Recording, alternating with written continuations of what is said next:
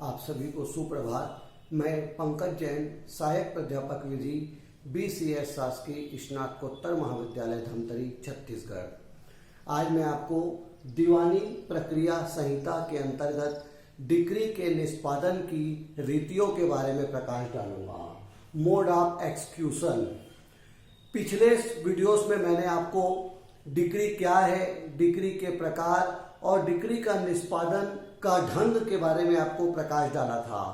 आज मैं बताऊंगा कि डिक्री का निष्पादन की रीति क्या है, डिक्री के निष्पादन के लिए क्या रीतियां अपनाई जाती है, इसका वर्णन अधिनियम में किया गया है और बताया गया है कि धारा 51 जो कहती है वो कहती है कि डिक्री के निष्पादन की शक्ति भी न्यायालय को ही प्राप्त है।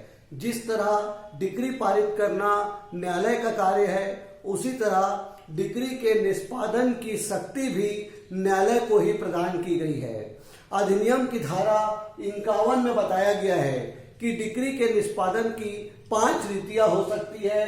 पहला, विनिर्दिष्ट रूप से डिक्रीत किसी संपत्ति के परिधान के द्वारा, किसी संपत्ति के परिधान के द्वारा डिक्री का निष्पादन किया जा सकता है। दूसरा, किसी संपत्ति को कुर्क करके या उसका विक्रय करके डिक्री का निष्पादन किया जा सकता है।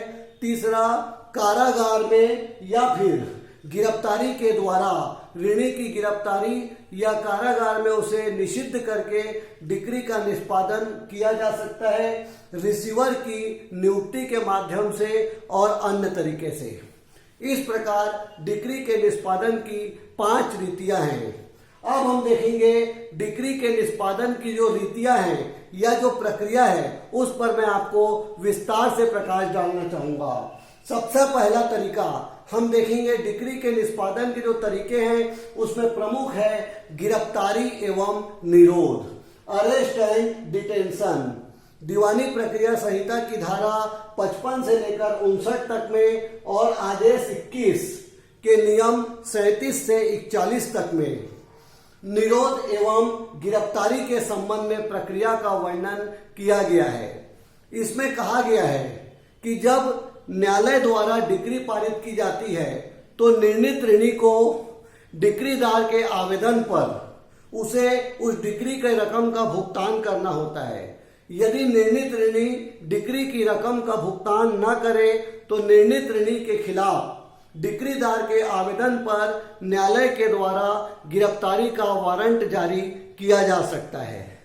लेकिन यदि न्यायालय को ऐसा समाधान हो जाए कि यदि इसके लिए न्यायालय वारंट जारी करने से पहले डिक्री जो है मूल निर्णीत ऋणी उसे डिक्री के निष्पादन की सूचना अवश्य देगा। लेकिन ऐसी भी परिस्थिति आ सकती है कि यदि डिक्री को या निर्णीत ऋणी को डिक्री के निष्पादन की यदि सूचना देने से विलंब हो सकता हो या निर्णीत ऋणी के फरार होने की संभावना हो, तो ऐसी स्थिति में फिर किसी प्रकार की सूचना देने की आवश्यकता निर्णीत ऋणी को नहीं रहेगी। इस प्रकार न्यायालय डिक्रीदार के प्रार्थना पर जब डिक्री की रकम का भुगतान निर्णीत ऋणी नहीं कर रहा है तो उसके गिरफ्तारी का वारंट निकाल सकती है। अधिनियम की धारा 55 से लेकर 59। अब बताया गया है प्रक्रिया। डिक्री के निष्पादन की प्रक्रिया के बारे में धारा 55 बोलती है, निम्नलिखित समय में किसी भी निर्णीत ऋणी को गिरफ्तार नहीं किया जा सकता। पहला, जब निर्णीत ऋणी अपने निवास गृह में हो तो सूर्योदय के बाद और सूर्यास्त के बाद, यहां लिखा गया है देख लीजिए, सूर्यास्त के बाद और सूर्योदय के पूर्व निर्णीत ऋणी को गिरफ्तार नहीं किया जाएगा। दूसरा, निर्णीत ऋणी के निवास घर का जो बाहरी दीवार है या जो बाहरी दरवाजा है उसे तोड़ा नहीं जाएगा। तब तक नहीं तोड़ा जाएगा जब तक निर्णीत ऋणी ने बचने का प्रयास न किया हो या फरार होने का प्रयास न किया हो, तो ऐसी स्थिति में उसके द्वार को तोड़ा नहीं जाएगा। लेकिन जब न्यायालय का अधिकारी निर्णीत ऋणी को गिरफ्तार करने जाए और यह लगे कि निर्णीत ऋणी बचने का प्रयास कर रहा है, तो ऐसी स्थिति में उसके कमरे को तोड़कर उसे गिरफ्तार किया जा सकता है। तीसरा, पर्दानिशीन स्त्री, यदि जो पर्दानिशीन स्त्री, यदि उसका जो घर है पर्दा नशीन स्त्री जो है उसके दरवाजा जो है, जब वहां पर जब वो गिरफ्तार करने अधिकारी जाता है तो वहां पर पर्दा नशीन स्त्री जो जिस कमरे में है वहां का दरवाजा को तोड़ा नहीं जाएगा। और चौथा, यदि निर्णीत ऋण का भुगतान निर्णीत ऋणी के द्वारा कर दिया जाए तो फिर ऐसी स्थिति में उसे गिरफ्तारी का वारंट जारी करने की आवश्यकता नहीं है। इस प्रकार अब हम देखेंगे निरोध की अवधि क्या होगी। अभी हमने देखा कि निर्णीत ऋणी को गिरफ्तारी का वारंट जारी करके गिरफ्तार किया जा सकता है, उसकी गिरफ्तारी की क्या प्रक्रिया है। अब हम देखेंगे कि उसके निरोध की अवधि क्या है। यदि मान लीजिए निर्णीत ऋणी का 5,000 रुपए से अधिक का यदि ऋण है डिक्रीदार के लिए, 5,000 से अधिक ऋण होने पर उसे 3 माह से अधिक के लिए कारावासित नहीं किया जाएगा। लेकिन यदि जो निर्णीत ऋण है वो 2,000 से लेकर 5,000 तक ही है तो 6 सप्ताह से अधिक उसे गिरफ्तार या निरोध नहीं किया जाएगा। चौथा पॉइंट देखेंगे, कतिपय व्यक्ति की गिरफ्तारी नहीं। निर्णीत ऋण का भुगतान करने के लिए कुछ ऐसे व्यक्ति हैं जिसकी गिरफ्तारी नहीं की जा सकती, जैसे स्त्री जो है यदि उसे गिरफ्तार रात में गया जाने उसे गिरफ्तार करने गए और उसके घर का कमरे का ताला तोड़कर किसी स्त्री को निरुद्ध या गिरफ्तार नहीं किया जा सकता। उसके बाद बोला गया है ऐसे लोगों को गिरफ्तार नहीं किया जा सकता जिसकी गिरफ्तारी से किसी प्रकार से सुविधा में बाधा आती हो या जिसकी गिरफ्तारी करने से लोगों को किसी प्रकार से खतरा पैदा होने की संभावना हो।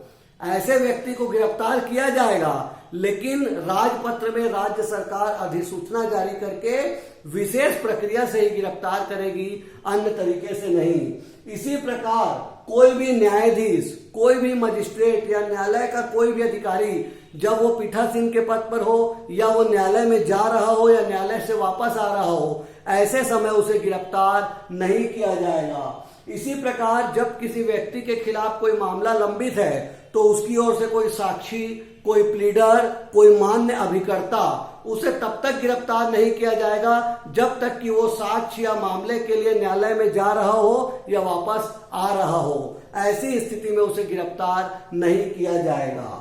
अब हम सेकंड पॉइंट देखेंगे, संपत्ति की कुर्की। डिक्री के निष्पादन का पहला तरीका मैंने आपको बताया गिरफ्तारी या निरोध। अब दूसरा तरीका जो मैं आपको बताना चाहूंगा, संपत्ति की कुर्की। आदेश इसमें धारा 60 से लेकर 64 तक में बताया गया है। इसमें आदेश 21 के नियम 41 से 59 और धारा 60 से लेकर धारा 64 तक में बताया गया है कि संपत्ति के कुर्की करके भी डिक्री का निष्पादन किया जा सकता है। इसमें जो तरीका बताया गया है, नंबर 1, कुर्क की जाने वाली संपत्ति।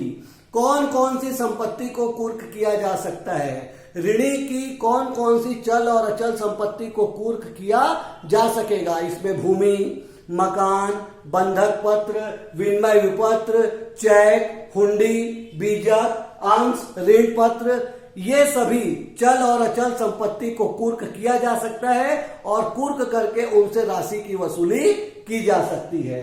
कौन कौन सी संपत्ति कुर्क नहीं की जा सकती? इसमें बताया गया है ऋणी के पत्नी और बच्चे, उसके जो पहनने के वस्त्र हैं, सोने के जो चारपाई है, घर के बर्तन हैं, या उसकी पत्नी का ऐसा घरेलू उपकरण, घरेलू जो उसके आभूषण हैं जैसे मंगलसूत्र या सगाई की अंगूठी, ऐसे चीजों को कुर्क नहीं किया जा सकता। इसी प्रकार बताया गया है शिल्पी का औजार जो उसकी आजीविका का साधन है उसे कुर्क नहीं किया जाएगा। खेती के उपकरण, यदि वो व्यक्ति निर्णीत ऋणी कृषक है तो खेती के ऊपर ही यदि वो डिपेंड है उसकी आजीविका, तो खेती के उपकरण को भी कुर्क नहीं किया जा सकता। इसी प्रकार लेखा बहिया, वृत्तियां, उपादान, मजदूरी आदि इस प्रकार की चीजें हैं जिसको निर्णीत ऋणी के जो ऋण के भुगतान के स्वरूप कुर्क नहीं किया जा सकता। इस प्रकार किसी निर्णीत ऋणी के जो ऋण का निष्पादन है उसकी पहली रीति गिरफ्तारी या निरोध, दूसरी रीति संपत्ति की कुर्की जिसमें चल और अचल दोनों संपत्ति की कुर्की की जा सकती है। अब हम तीसरा पॉइंट देखेंगे, संपत्ति का विक्रय। ऋण के निष्पादन की तीसरी रीति है संपत्ति का विक्रय। संपत्ति का विक्रय करके भी न्यायालय ऋण का निष्पादन करा सकता है। अधिनियम की धारा 65 से 67 और आदेश 21 नियम 64 से लेकर नियम 106 तक में बताया गया है कि संपत्ति का विक्रय करके भी निष्पादन किया जा सकता है, ऋण का निष्पादन किया जा सकता है। संपत्ति के विक्रय के संबंध में जो नियम है मैं आपको बताना चाहूंगा। विक्रय से संबंधित साधारण उपबंध। नंबर 1, विक्रय से संबंधित साधारण उपबंध। पहला, न्यायालय द्वारा विक्रय का आदेश। जब किसी ऋणी की संपत्ति को विक्रय करना हो तो सबसे पहले न्यायालय विक्रय का आदेश निकालेगा। जो कुर्क की गई संपत्ति है उसको बेचने का आदेश न्यायालय द्वारा निकाला जाएगा।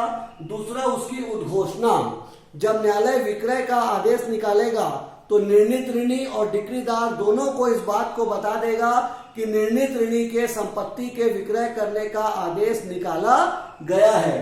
उद्घोषणा की रीति। निर्णीत ऋणी की जब संपत्ति को कुर्क किया जाता है तो ऐसी स्थिति में ड्रम बजाकर या आसपास के लोगों को सूचना देकर या निर्णीत ऋणी के घर के चिपकाकर या न्यायालय के सहज भाग पर चिपकाकर उसकी विधिवत सूचना दी जाएगी।